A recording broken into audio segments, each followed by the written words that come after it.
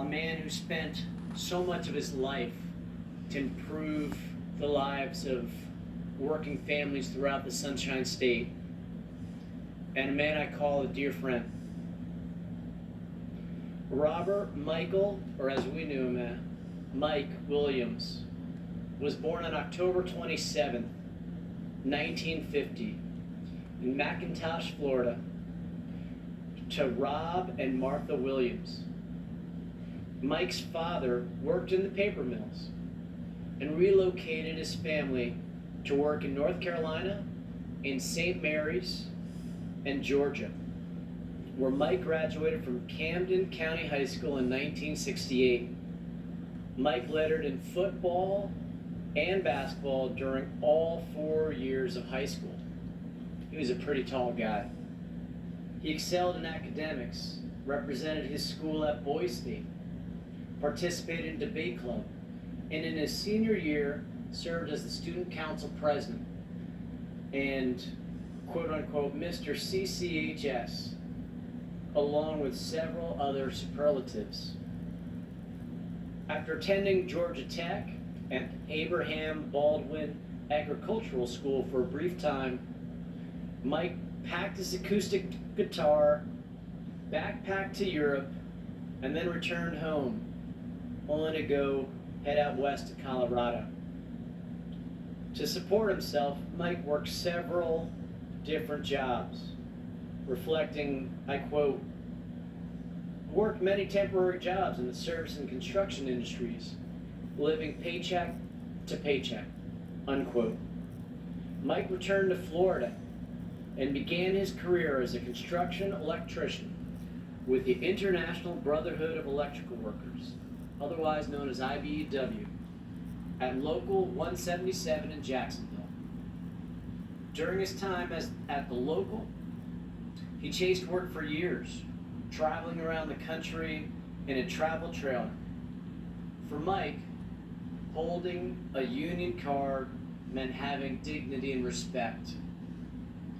On the job, with a living wage, health care, retirement benefits, education, and training opportunities.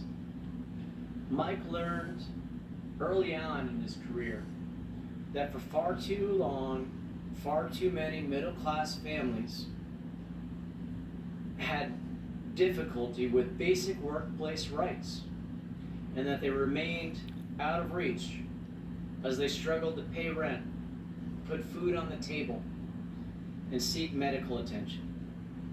Quote, becoming a member of the union meant finally having my hard work pay off by creating an opportunity for achieving personal goals and being able to provide for my family the way I wanted to. And it meant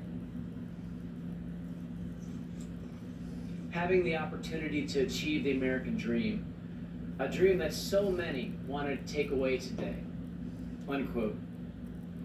After working his trade for 15 years, Mike decided to take on leadership roles with his union by running and being elected to become the business manager of his local.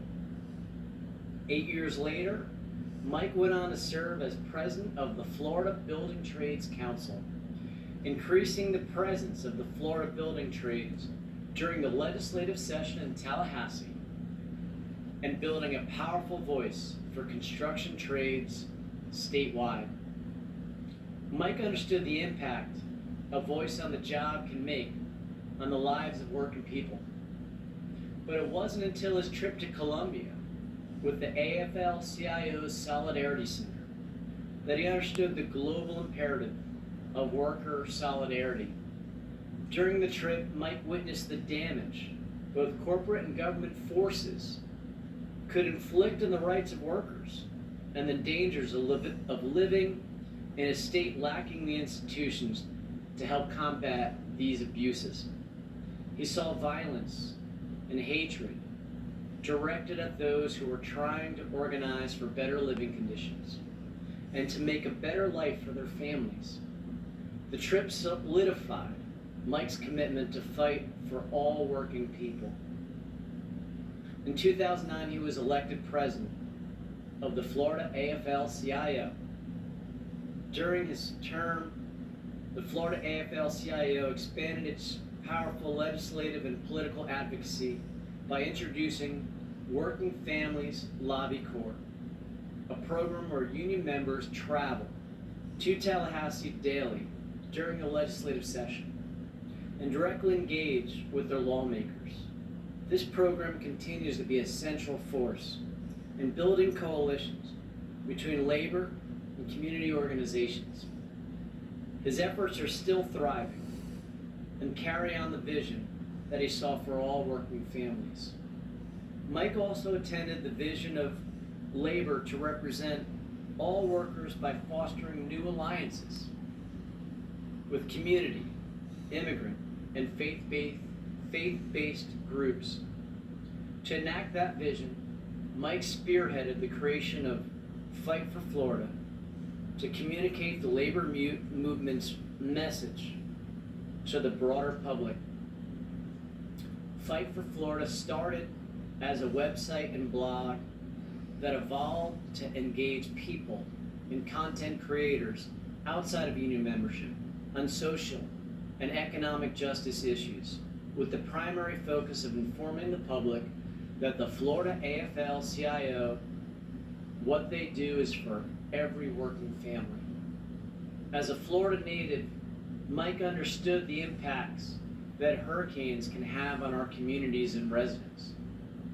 Mike was hugely instrumental in organizing and participating in hurricane relief efforts in Florida and for other neighbors in the Southeast.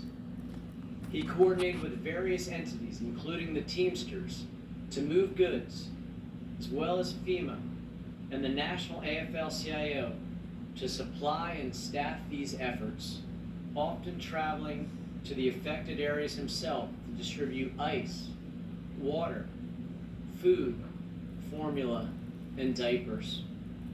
Later in his tenure as president, the AFL-CIO appointed Mike to their Racial Justice Task Force Advisory Committee, joining other union leaders from across the country to help combat racism in the ranks of union members and their locals. As someone born in the South who attended segregated schools as a Southern white gentleman, this left a profound impact on him, reinvigorating his resolve for equality and justice for working people facing hardships due to discrimination.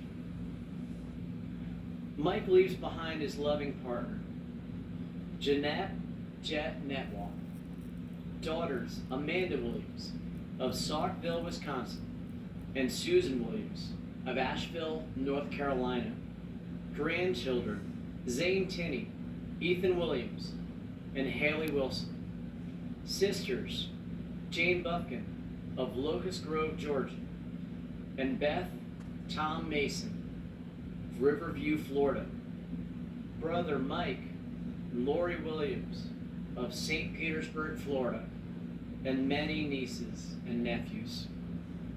Beyond his dedication to fighting for the rights of working families, Mike was a man of diverse passions.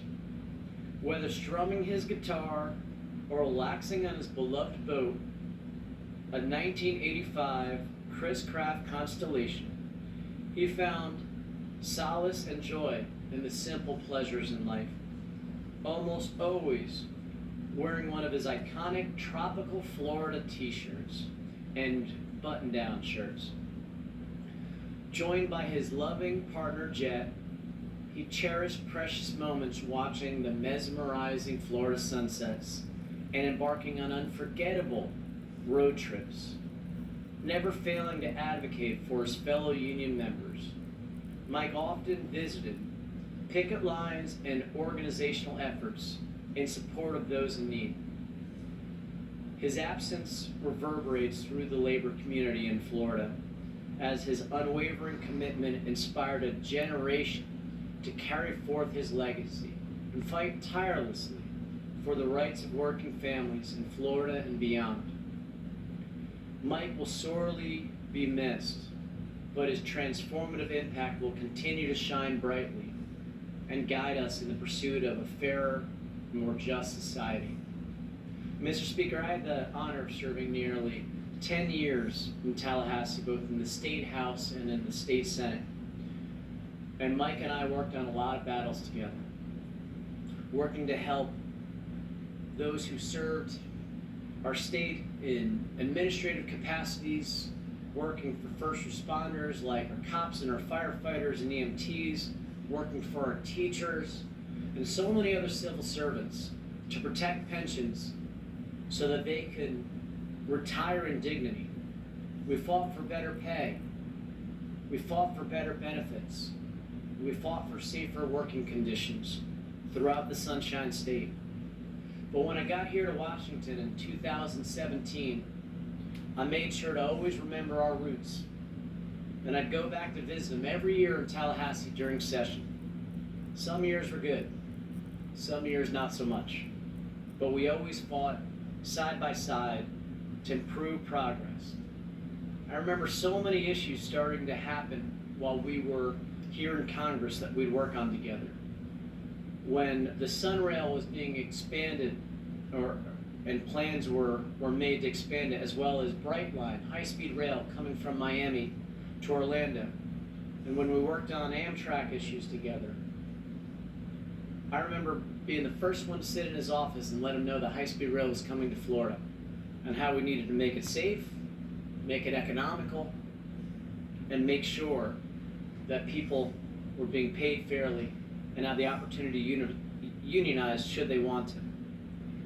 And then, Mr. Speaker, after a tough couple of years, Mike got to see President Biden get sworn into office. After 4 years of tough situations with labor. And he saw us have the most productive session in 50 years. We passed giant laws out of this very chamber. The American Rescue Plan, the Infrastructure Law, the CHIPS Act, the PACT Act, and the Inflation Reduction Act. We got to talk about so many of those issues, but particularly for him, as an electrician, as an IBW guy, as a building trades guy, the infrastructure law was of particular importance to him. A generation of so many Americans from sea to shining sea will have work to do to upgrade America, to make sure all of our bridges, all of our roads, all of our highways, all of our water systems, all of our utility systems, which Mike would be most particularly proud about, as well as rural broadband, so many other areas, so many jobs, such a way to invest in the future. But also a lot of the clean energy projects coming to Florida and around our nation to help boost solar, wind, nuclear, hydro, so many areas he cared deeply about. And the CHIPS Act, which is bringing a record number of manufacturing starts in our nation back. We've seen a doubling year over year of new advanced manufacturing centers coming across the nation. And the good news, Mr. Speaker, it takes thousands, hundreds of thousands of construction workers to help make these visions for our country a reality. And Mike always remembered our veterans. We have so many members of the AFL-CIO who served in the military.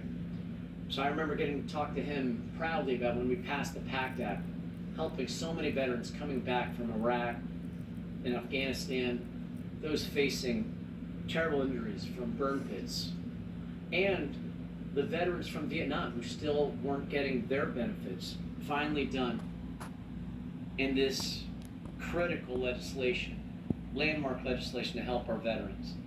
And of course, he definitely had a smile as President Biden talked about these major laws and that they're going to provide good paying union jobs. Of course, this is a fight now for the next generation. So I'm going to miss him, Mr. Speaker. And I know so many of my colleagues will as well. I also have some remarks from Representative Wasserman Schultz that I'd like to mention and also submit for the record. Quote, Mr. Speaker, with a heavy heart, I rise to honor the remarkable life of the recently departed Florida AFL-CIO President Mike Williams. Starting as an apprentice, he became an electrician, working the temporary service and construction jobs and living paycheck to paycheck like so many workers do, seeing the critical value of job protections and livable wages. He devoted his life to the labor movement, first as a rank-and-file member for 15 years, before becoming business manager of his Jacksonville local IBEW 177. Later became president of the Florida Building Trades Council, and in 2009, Mike was elected president of the Florida AFL-CIO, where he served distinctively until his death.